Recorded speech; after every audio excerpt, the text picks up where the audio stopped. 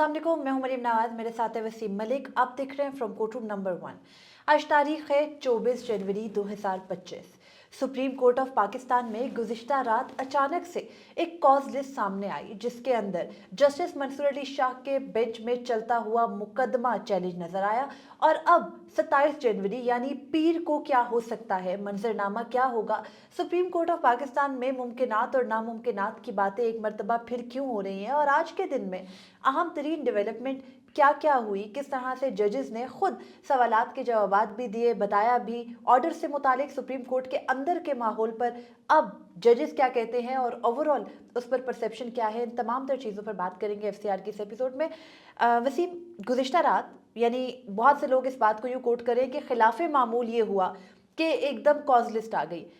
मुझे ये लगता है कि वो खिलाफ मामूल कॉज लिस्ट नहीं थी। कल जुमेरात था, कल जजेस कमेटी की का इजलास होना ही था मामूल के मुताबिक। कॉज लिस्ट खिलाफ मामूल नहीं थी, जो मुकदमा मुकर्रर था वो एक यूनिक चीज़ थी, एक नई बहुत से लोग ये बात करें कि एक नई जुरिस्प्रूडेंस सेटल हुई है, इससे पहले कोई इसकी मिसाल नहीं मिलती। हम उस पर भी आते हैं। ये फैक्टर सरप्राइजिंग इसलिए था मेरी दानिस्त में कि हम बतौर कोर्ट रिपोर्टर जब कोई दरख्वास्तें दायर होती हैं तो हम उन्हें रिपोर्ट करते हैं, और इस मामले में हमने देखा कि हमारी दानिस्त में, हमारे इल्म में कोई दरख्वास्त नहीं थी। आल्दो कि वो दरख्वास्त दायर हुई होगी या करवाई गई होगी, अब इन दोनों में से कोई एक सूरत हाल हो सकती है। तो बहरहाल वो फिर अचानक रात गए जब वो कॉज लिस्ट जारी हुई और उस पर 6 रुकनी बेंच, और इंटरेस्टिंग है बेंच के जो मेम्बरान हैं, बिल्कुल एक तो जस्टिस अतर मिनल्ला की एंट्री है, और मैं अगेन बार बार एक ही फ़िक्रा दोहरा रहा हूँ कि जस्टिस अतर मिनल्ला का इस सारे मामले में सबसे बड़ा इम्तिहान है। तो देखना ये है कि सोमवार के रोज़ वो क्या करते हैं। और दूसरा इस अहम तरीन मुकदमे का जो एक और पहलू है वो ये कि ये जो 6 रुकनी बेंच बनाया गया है, इसमें 4 तो वो जजेस हैं जो 12 जुलाई को नहीं, जो 12 जुलाई को जस्टिस मंसूर अली शाह के जजमेंट के सिग्नेटरी हैं। ओके, तो आईनी बेंच का भी हिस्सा जी हाँ, तो 12 जुलाई 2024 को जो जजेस जस्टिस मंसूर अली शाह के साथ खड़े थे, यानी ठीक है जुडिशल ऑर्डर हर जज की राय थी अपनी, लेकिन ये 26वीं आईनी तरमीम, ये अख्तियार समात, ये जस्टिस मंसूर अली शाह का चीफ जस्टिस ना बनना, ये अदलिया की आज़ादी पर हमला होना, ये तमाम तर जो है ये जाके इस सिलसिले की जो कड़ियाँ हैं वो 12 जुलाई 2024 से मिलती हैं। वो बुनियाद साबित हुआ। एग्जैक्टली। तो अब उस सारे मामले में क्या होगा, तो ये एक बहस तो है, मगर इस सारे मामले में आज जो डेवलपमेंट हुई वो ये कि अब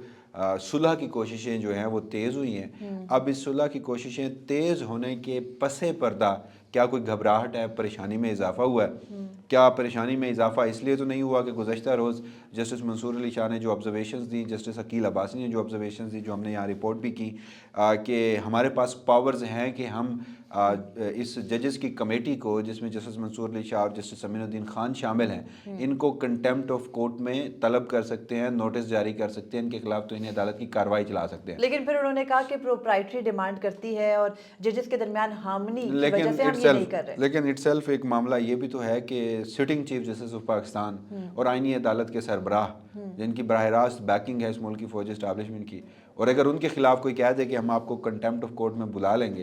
तो कहीं ना कहीं परेशानी तो होगी। बहरहाल वसीम, एक चीज़ जो डिस्कस करने की है, हम बारी बारी चीज़ों पर आते हैं। कहा जा रहा था फैसला आ जाएगा, और ये भी कहा जा रहा है अब कि जस्टिस मंसूर अली शाह के पास पीर यानी 27 जनवरी की सुबह तक का वक्त है। अगर हम 27 जनवरी का मंजरनामा देखें, दिन कैसा होगा।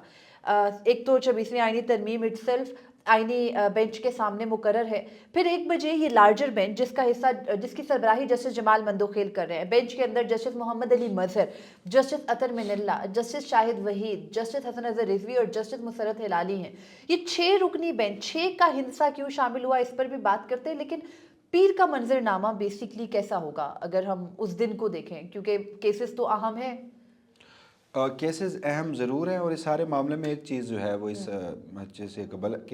इससे कबल हमने देखा था कि जस्टिस जमाल मंदोखेल जो हैं, इस बार भी सुलह सफाई की जिम्मेदारी उन्हें सौंपी गई है, आल्दो के बेंच भी उनकी सरबराही में है। माजी में हमें याद है कि काजी फाजीसा और जस्टिस मंसूर अली शाह में जब सुलह की कोशिश की गई तो उसमें जस्टिस जमाल मंदोखेल ने किरदार अदा किया, आल्दो के वो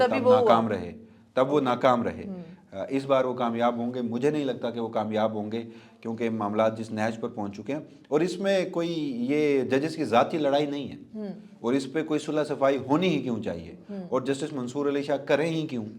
ये मामला इंडिपेंडेंस ऑफ जुडिशरी का है। आपने एक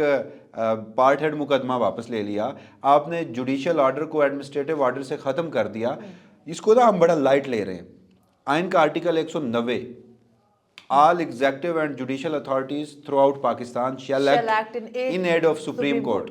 آرٹیکل 189 اگین یہی بات کرتا ہے. تو کیا چیف جسٹس یحییٰ افریدی اور جسٹس امین الدین خان آئین کی سنگین خلاف ورزی نہیں کر رہے؟ آئین کے آرٹیکل 189 اور 190 ان کی خلاف ورزی نہیں. گزشتہ روز ایس این بون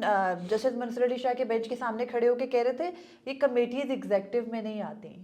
اور وہ یہ بات کر رہے تھے. تو ہم ان کو انتظامی سطح پر دیکھتے ہوئے یہ کہہ رہے ہیں نا کہ ان کو سپریم کورٹ کے آرڈر کو نیگیٹ نہیں کرنا چاہیے. اچھا, اس پہ بھی ایک بحث ہے کہ جی آپ انتظامی سطح پر جب کہتے ہیں تو کمیٹی انتظامی ہے,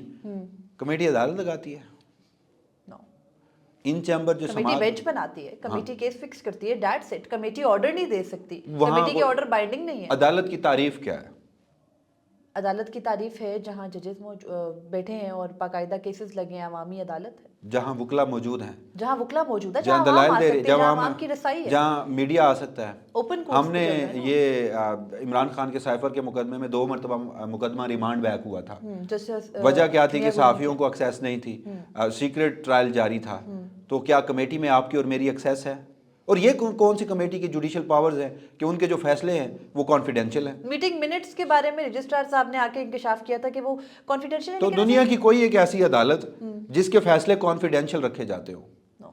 جو رات کی تاریکی میں, رات کے اندھیری میں رکھے جاتے ہیں, ملٹری کورٹس کے, اور پھر ادھر 2 رکنی ججز کمیٹی کے جسے جوڈیشل پاس کہا جا رہا ہے, ان میں اور ملٹری کورٹس میں کمی فرق ہے. بہرحال اب ایک بحث یہ چھڑ گئی ہے کہ جو جسٹس منصور علی شاہ کے فیصلے کے خلاف اچانک سے رات گئے بینچ بنا, اس کے پیچھے محرکات کیا بنے؟ وسیم نے آپ کو کہا کیا کوئی پینک ہے, کیا کوئی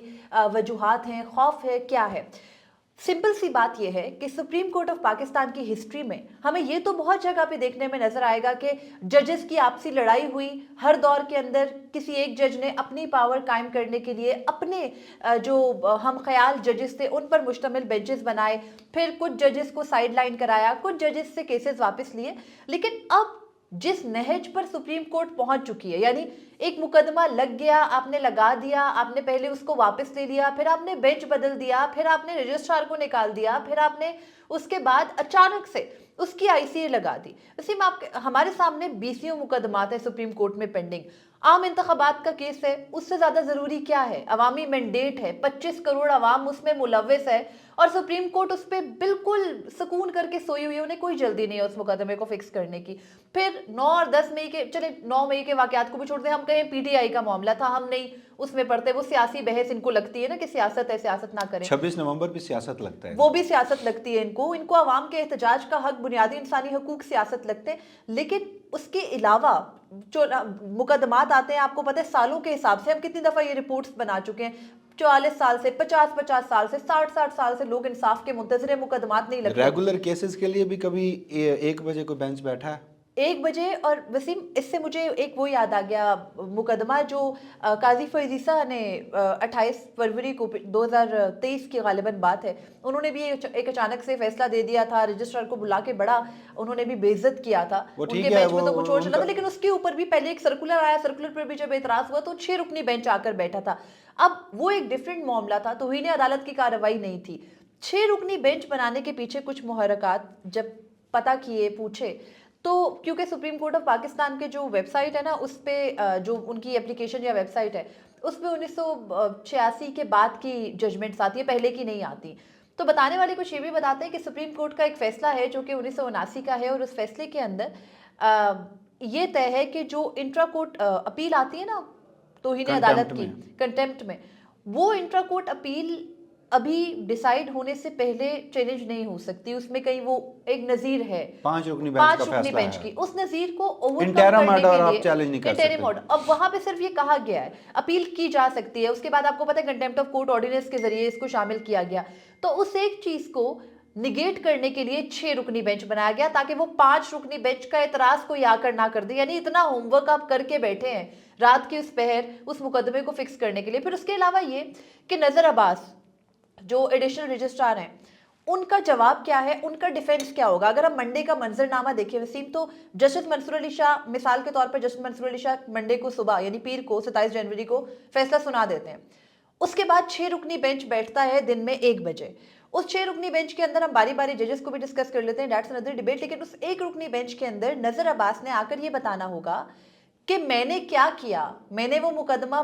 مقرر کیسے کیا, پھر میں نے وہ مقدمہ کیا میرے دماغ میں سوچ آئی کہ میں نے نوٹ کمیٹی کو پٹ اپ کیا, پھر کمیٹی نے اس کے اوپر ڈیسائیڈ کر دیا, اور پھر وہ کہہ چکے ہیں کہ مجھے جو ہے وہ بلی کا بکرا, قربانی کا بکرا بنایا جا رہا ہے. اس میں 2 چیزیں, آپ نے جس 6 رکنی بینچ کا حوالہ دیا, جیسے بندیال کی سربراہی, جیسے اعجاز الاحسن کی سربراہی میں بنا تھا, وہ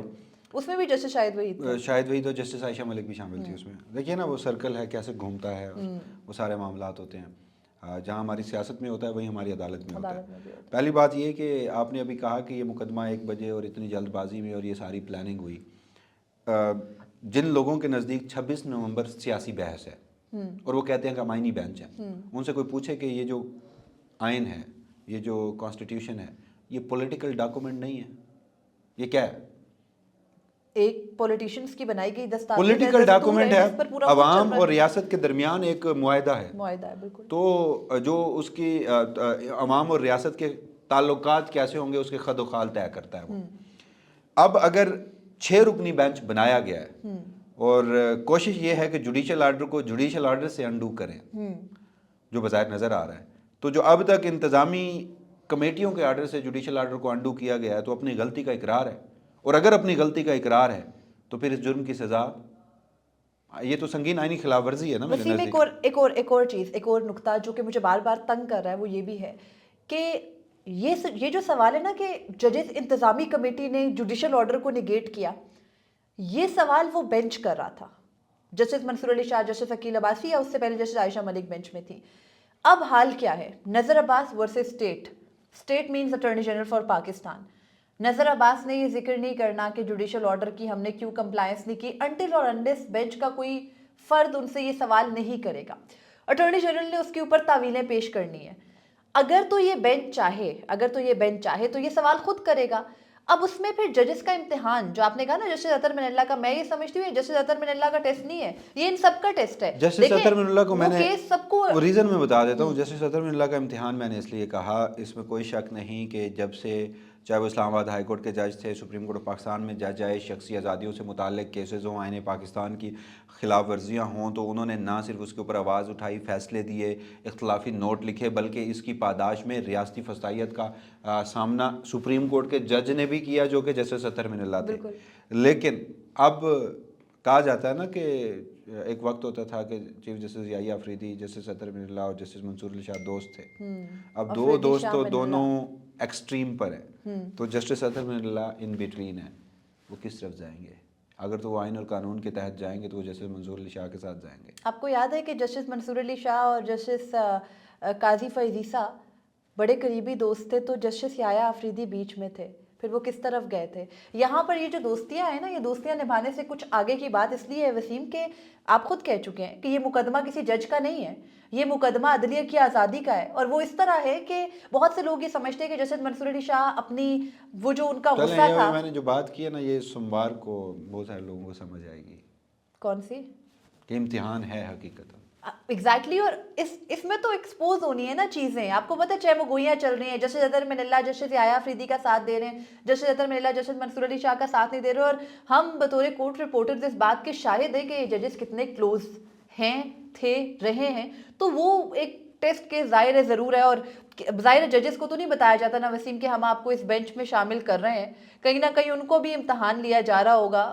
سوموار کی آپ بالکل ٹھیک کہہ رہی ہیں. سوموار کی جو صورتحال ہے اس میں اگر تو جسٹس منصور علی شاہ پہلے فیصلہ سنا دیتے اور اس کے بعد یہ بینچ بیٹھتا ہے تو یہ فیصلے کو انڈو کر دے گا. لیکن فیصلہ ان کے سامنے چیلنج نہیں ہے, ان کے سامنے عبوری حکم چیلنج ہے, جو کہ اب پیچھے رہ جائیں گے مین ججمنٹ آنے سے, جو کہ اگر آئین اور قانون کہا جائے گا. 20 جنوری کا ججمنٹ ہے, بینچ یہ ہولڈ کرتا ہے کہ یہ شو کاز نوٹس جو ہے وہ نہیں ہونا چاہیے تھا, نہیں بنتا تھا. آپ یہ کہہ رہے ہیں کہ وہ پوری کی پوری کارروائی کو یہ کہہ دیں کہ یہ کورم نان جوڈس ہے, ان کے سامنے آ ہی نہیں سکتی تھی. اگر تو ججمنٹ سنا دیا جائے گا تو بھی یہ ڈکلیئر ہوگا. اگر ججمنٹ نہیں سنایا جائے گا تو ممکن ہے کہ پھر روک بھی دیا جائے گا, کیونکہ یہ جتنی بڑی ایکسرسائز ہوئی ہے نا, اس کا کوئی اور مقصد ہو ہی نہیں سکتا. ہاں, یہ آپ نے بات ضرور کہی کہ اگر جب وہ کھڑے ہو کے نظر عباس یا ان کے وکیل کمرہ عدالت میں کھڑے ہو کے کہے ہوں گے کہ جی مجھے شو کاز نوٹس ہوا، جج صاحب میں سے کوئی پوچھے گا کہ آپ کو شو کاز نوٹس کیوں ہوا، کہا جائے گا کہ وہ آرڈر کی نان کمپلائنس میں ہوا. پھر وہ یہ بھی تو بتائیں گے نا وسیم کہ ابھی شو کاز ہی ہوا تھا تو ان لوگوں نے مجھے انتظامی سطح پر ریموو کر دیا تھا، عدالت سے لیکن نہیں وہ ہٹایا. انہوں نے چیلنج نہیں کیا، نہیں ہٹایا جانا چیلنج نہیں کیا، ہٹایا جانا چیلنج نہیں کیا. کرنا کیا چاہیے تھا. کنٹیمپٹ آف لیکن ان کی پریئرز تو ہم نے نہیں دیکھی نا وسیم. سنیں اب ایک نہیں، وہ ہم نے جب کاز لسٹ پڑھی ٹھیک ہے کاز لسٹ میں اگینسٹ شو کاز نوٹس ہے، ہاں، لیکن اسٹے اپلیکیشن اب ہے. ہمیں ایک چیز کلیئرٹی کے ساتھ، نظر عباس کو ان کے عہدے سے او ایس ٹی اس لیے نہیں کیا گیا کہ انہیں کنٹیمپٹ آف کورٹ ہوا تھا، نوٹس ہوا تھا. انہیں اس لیے کیا گیا کہ تم نے پہلی مرتبہ ہی یہ مقدمہ جو ہے جسٹس منصور علی شاہ کے بینچ میں لگایا کیوں تھا. تو یہ دونوں بڑے الگ معاملات ہیں. ویسے کہنے والے، کیونکہ ہم سپریم کورٹ کور کر رہے ہیں عرصے سے، یہ بھی کہتے ہیں کہ یہ ایڈیشنل رجسٹرار جوڈیشل بڑے کلوز ہیں جسٹس منصور علی شاہ یا سارے ججز کے ساتھ، کیونکہ ظاہر ہے ایک شخص نے اپنے 20-30 سال ایک ادارے میں لگا دیا، تو ججز آتے جاتے دیکھے نا، یہ ججز ان کے سامنے آئے تو پھر وہی سوال، تو پھر مقرر کرنے والی بات میں سوال تو ہوگا آپ نے مقرر کیسے کیا. تو پھر میرا وہی سوال کہ انہوں نے، میں ایک شخص ہوں، مجھ سے ایک عہدہ مجھے او ایس ٹی کر دیا گیا، میرے 20-22 سال کی محنت، اور دوسرا میرا کنٹیمپٹ آف کورٹ کا نوٹس ہے جس میں جو 2 ججز کنٹیمپٹ کرنے والے ہیں وہ آ کے کہتے ہیں کہ جی نظر صاحب ہم نے تو آپ کے خلاف کوئی نہیں کیا تھا، وہ دیکھیں اس کا نزلہ آپ کے اوپر گرا ہے، وہ آپ کو عہدے سے ہٹا دیا گیا ہے، مگر ہمیں پتہ ہے کہ آپ نے انتظامی کمیٹی کے تحت. اب کنٹیمپٹ کی اس پروسیڈنگ میں ہمیں یہ پتہ ہے کہ نظر عباس کو کوئی سزا، کوئی معاملہ نہیں ہونا. انفیکٹ بینچ یہ بات برملا کہہ چکا. تو جو چیز بینچ آپ کو بتا چکا کہ ہم اس معاملے میں آپ کو نہیں چھیڑیں گے، تو اسی نظر عباس نے وہ آرڈر تو چیلنج کر دیا، لیکن جب ہٹایا گیا تھا عہدے سے وہ چیلنج نہیں کیا. بہرحال وسیم، اس میں ایک اور سوال یہ بھی ہے جو میں بار بار پوچھ رہی ہوں آپ سے، اس سے پہلے بھی میں نے پوچھا، گزشتہ روز جو فیصلہ محفوظ ہوا آپ کی نظر میں شو کاز نوٹس کی کارروائی پر ہوا یا پھر جو وہ لا پوائنٹس تھے، جو سوالات اٹھائے گئے تھے، فل کورٹ بنانے کا معاملہ تھا، اس پر ہوا، یا سارا پورے کا پورا کیس ایک ساتھ ڈیسائیڈ ہوگا یا اس کا آدھا حصہ ڈیسائیڈ ہوگا، آدھا پینڈنگ رہے گا؟ سوالات جو اٹھائے گئے تھے نا اس کا گراؤنڈ شو کاز نوٹس تھا. ٹھیک ہے، تو شو کاز نوٹس ساتھ میں ڈیسائیڈ ہوگا آپ کی نظر میں؟ شو کاز نوٹس اگر جسٹس منصور علی شاہ خود ہی واپس لے لیتے ہیں تو وہ ختم ہو جائے گا. تو وہ جو سوال اسی کے تناظر میں اٹھائے گئے تھے، ان کے پاس آپشن ہے نا وہ معاف کرنا ہے. معاف کرنا is something else. ان کے پاس جورسپروڈنس ہے وسیم، ابھی حال ہی کی پچھلے سال جون 2024 میں قاضی فائز عیسیٰ جو آپ کی نظر میں لیکن اس جس طرح کے بھی میں جج ہیں، انہوں نے معاف کر دیا تھا نا فیصل واؤڈا مصطفیٰ کمال کو، پھر انہوں نے میڈیا کے سارے ہاؤسز کو بلا کر سامنے بٹھا دیا. لیکن اس ملک کی فوجی اسٹیبلشمنٹ اور اس وقت کی حکومت اور کیئر ٹیکر سیٹ اپ اور پوری ریاست قاضی فائز عیسیٰ کے پیچھے کھڑی تھی، اور اس وقت جسٹس منصور علی شاہ کے سامنے کھڑی ہے. ٹھیک ہے، اوکے گاٹ اٹ، لیکن ایک وقت وہ بھی تھا جب یہی قاضی فائز عیسیٰ بیٹھ کر اپنے بینچ میں رجسٹرار کو بلا کر کہتے تھے آپ تو رجسٹرار بننے کے قابل نہیں ہے، تو اس وقت کی حکومت، اس وقت کی وہ قاضی فائز عیسیٰ بھی ایک ایسا شخص تھا جس نے جو ایک، میں عدالتی بہروپیہ تھا، میں برملا اس کا اظہار کرتا ہوں، اور جس نے اپنے چہرے کے اوپر ایک ماسک پہن رکھا تھا، اور آپ جیسے صحافی جو ہیں وہ انہیں آئین اور قانون کا علمبردار سمجھتے تھے. جس جج کے ساتھ جس وقت میں اسٹیبلشمنٹ مخالف کھڑی ہوگی اس جج کے ساتھ کھڑے ہوں گے. وہ جج بعد میں جو مرضی کرے، بعد میں تو اگر آج جسٹس منصور علی شاہ اپنے عدلیہ کی آزادی کے لیے سٹینڈ لے رہے ہیں اور ہم یہ بات کریں کہ وہ درست کریں، لیکن وہ بہت سارے، دیکھیں یہ ایک الگ ڈیبیٹ ہے، اگر کل کو وہ عہدہ ملنے کے بعد اگینسٹ ہو جائیں گے تو آپ اور میں ان پر تنقید نہیں کریں گے. آپ کی بات بالکل ٹھیک ہے، ہم ان کی پارٹی تھوڑی ہیں. لیکن ابھی حال ہی میں کچھ صحافیوں نے جو بڑے ان کے فین کلب میں سے تھے، وہ یہ کہتے بھی پائے گئے کہ جب ان سے ڈالروں کا قاضی فائز عیسیٰ اکثر تانا دیتے تھے نا کہ آپ مجھ پہ تنقید کر کے ڈالرز کماتے ہیں، تو پھر انہوں نے یہی کہا گیا کہ جو اس وقت ڈیفینڈ کرتے تھے، کہا گیا کہ قاضی صاحب ہمیں پتہ ہے آپ نے بھی رسیدیں نہیں دی تھی نا، آپ کن ٹیکنیکل بنیادوں پہ نکلے تھے نا، آپ کون سا یہاں پر صادق اور امین ہے، ہمارا منہ نہ کھلوائے نا. تو جب آپ قاضی فائز عیسیٰ کے تنقید میں یہ سب کچھ کہہ رہے ہیں تو جب آپ حق میں کھڑے تھے تو تب آپ کو یہ باتیں پتہ نہیں تھی. بہرحال وہ مقدمہ درست ضرور تھا، لیکن اس وقت وہ مقدمہ جس ٹائمنگ کے ساتھ بنایا گیا تھا وہ ٹائمنگ اور طریقہ کار غلط تھا. آپ کسی جج کو تو پھر جب وہ چیف بن گئے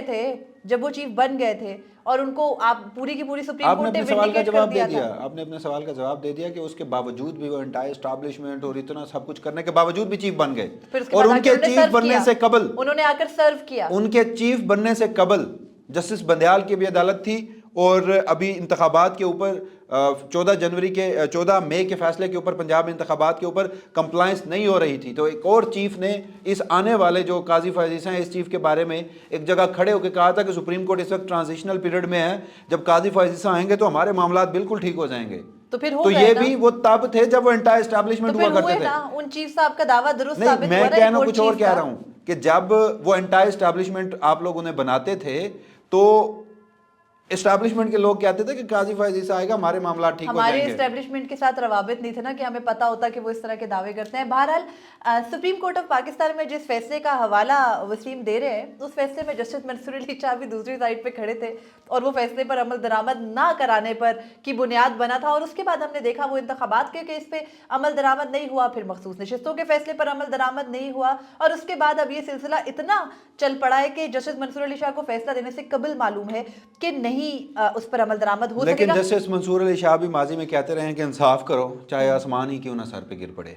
تو اب انصاف پورا کرنا چاہیے۔ آپ کی نظر میں فیصلے میں وہ کیا لکھ کر چیف جسٹس کو باؤنڈ کر سکتے ہیں کہ آپ فل کورٹ باؤنڈ کرنا، فل کورٹ تشکیل دینا یہ ایک الگ ہے۔ جسٹس منصور علی شاہ یہ سمجھتے ہیں نا، ان کا وزڈم یہ بتاتا ہے نا انہیں کہ ایک جوڈیشل آرڈر کو انتظامی آرڈر سے سیٹ اسائیڈ کیا گیا، نان کمپلائنس ہے، کنٹیمپٹ آف کورٹ ہے، تو یہ ہارمنی، یہ ججز کے درمیان تعلقات، یہ آئین، یہ قانون سے بالا ہے، یہ پروپرائٹری بالا ہے۔ یعنی آپ کہہ رہے ہیں کہ ان کو جسٹس تو انصاف کریں تو پورا کریں، امین الدین خان کے اوپر کنٹیمپٹ کر دینا تو چاہیے، انصاف کریں تو پورا کریں، بیچ کا راستہ نہ نکالے، تو وہ پنچایتی سوچ نکال دیں اپنے تو دماغ میں۔ پچھلے 77 سال سے یہ بیچ کے راستے سے آج ہم ادھر گر پڑے ہیں۔ بہرحال وسیم، آج جسٹس جمال مندوخیل اور justice Aqeel Abbasi supreme court میں باہر مقبرے کے دورے پہ آئے تھے، تو انہوں نے کچھ باتیں کی، وہ ان باتوں میں آرڈر کا اور مصالحتوں کا ذکر تھا۔ دیکھیے، وہ ان سے پوچھا گیا کہ آپ جیسے جمال مندوخیل سے کہ آپ 6 رکنی بینچ کے سربراہ ہیں، تو انہوں نے کہا دیکھیں ہم کوشش کر رہے ہیں لڑائی ختم ہو جائے، سب ٹھیک ہوگا لڑائی تو تبھی ختم ہوگی نا جب یہ جسٹس منصور علی شاہ کا آرڈر انڈو نہیں کریں گے، جسٹس یحییٰ فریدی کو کہیں گے کہ ایک لیگل آرڈر ہے، آپ کو لیگل آرڈر کو کمپلائی کرنا ہوگا۔ تو خیر وہ پازیٹیو تھے، انہوں نے کہا یہ سب ہوگا، بس ہم، تو پھر یہ پوچھا گیا کہ آپ 6 رکنی بینچ کے سربراہ بھی ہیں، تو انہوں نے کہا کہ وہ جب مقدمہ ہمارے سامنے آئے گا وہ سب جگہ سے ہم بات نہیں کریں گے۔ جیسے عقیل عباسی سے، ہاں، اس سے یہ تاثر ملا کہ صلح کی کوششیں ہو رہی ہیں، یہ تاثر بھی ملا کہ کوئی محاذ نہیں کھڑا نا، انہوں نے یہ نہیں، وہ تو جیسے جمال مندوخیل کی ایک ہمیشہ سے کوشش ہے کہ وہ ہمیشہ سے کہتے ہیں کہ لیکن وسیم اس بینچ کے اوپر اگر ہم نظر ڈال لیں، نہیں، اس سے قبل ایک اور بات، یہ بھی جیسے عقیل عباسی سے پوچھا گیا کہ فیصلہ کب آ رہا ہے، تو انہوں نے غالباً اس طرح کا اشارہ دیا کہ جیسے منصور علی شاہ اندرون ملک ہیں، بیرون ملک نہیں لیکن اندرون ملک کسی اور شہر میں جا رہے ہیں، ٹریول کر رہے ہیں، تو ابھی تک فیصلہ لکھنا شروع ہی نہیں کیا گیا، تو ممکن ہے کہ اب سوموار سے پہلے، تو کیونکہ میں بھی یہ سوچ رہا تھا کہ اگر جمعے کے روز نہیں آیا تو ہفتے کے روز ججز چیمبر وقت تو کرتے ہیں تو وہ فیصلہ سنا تو سکتے ہیں، لیکن اب سوموار فیصلہ آئے گا۔ اور ساتھ پھر انہوں نے یہ بھی کہا، جب جسٹس عقیل عباسی سے پوچھا گیا کہ سر آپ کے فیصلوں کے اوپر تو ایک 6 رکنی بینچ بنا ہے، انہوں نے کہا کہ اللہ سب سے بڑا ہے، اللہ مالک ہے۔ اب یہ بھی ایک مثال ہے، جب ہماری کچھ وکلا سے بات ہوئی کہ کیا ابھی ایک مقدمے کا فائنل آرڈر نہیں آیا، اس کے خلاف انٹرا کورٹ اپیل دائر ہو سکتی ہے، کیونکہ انٹرا کورٹ اپیل کا نا یوزلی کنسیپٹ یہی ہے کہ ایک آرڈر آ جائے، ایک ججمنٹ آ جائے، اس کے خلاف آپ دائر کریں۔ تو اس پر دو مثالیں ماضی قریب سے مل جاتی ہیں۔ ایک تو خیر اتنا ماضی قریب نہیں ہے، ماضی ہے 2012 میں، آپ کو یاد ہے یوسف رضا گیلانی کے خلاف توہین عدالت کی کارروائی NRO آرڈر پر کمپلائنس پر نہیں ہوئی تھی، پر توہین عدالت کی کارروائی ہوئی تھی، تو اس پر انہوں نے انٹرا کورٹ اپیل دائر کی تھی، تو تب جواد خواجہ نے ان کی وہ درخواست خارج کر دی تھی، یہ کہہ کر کہ ابھی فائنل آرڈر نہیں آیا۔ تو ایک پاسبلٹی اگر جج اس جورسپروڈنس کو فالو کرے تو یہ ہو سکتی ہے کہ وہ کہیں کہ ٹھیک ہے ابھی فائنل آرڈر نہیں آیا تو آپ کو فی الحال ریلیف نہیں مل سکتا، آپ کا جواب جمع ہے، ہو سکتا ہے عدالت یہ آپ کو معاف کر دے، عدالت وربلی کہہ بھی چکی ہے۔ تو 6 رکنی بینچ کیوں بنایا؟ 6 رکنی بینچ کی وجہ میں بتا چکی ہوں نا، ایک ججمنٹ آلریڈی موجود ہے جو راستے میں رکاوٹ بن سکتی ہے، چن چن کے جج رکھے گئے ہیں۔ اس کا مطلب ہے کہ بینچ بنایا گیا ہے تو وہ یہ تو نہیں کہیں گے کہ جسٹس منصور علی شاہ ابھی پورا فیصلہ سنا دیں، ممکن ہے کہ انٹرم آرڈر ہمارے ساتھ چالو نہیں کر سکتے، تو وہ جو جواد خواجہ صاحب والے آپ یوسف رضا گیلانی کے کیس کا حوالہ دے رہی ہیں، وہ وہاں یہ صورتحال نہیں ہوگی۔ ہاں یہ ٹھیک ہے، یہ کیا جا سکتا ہے،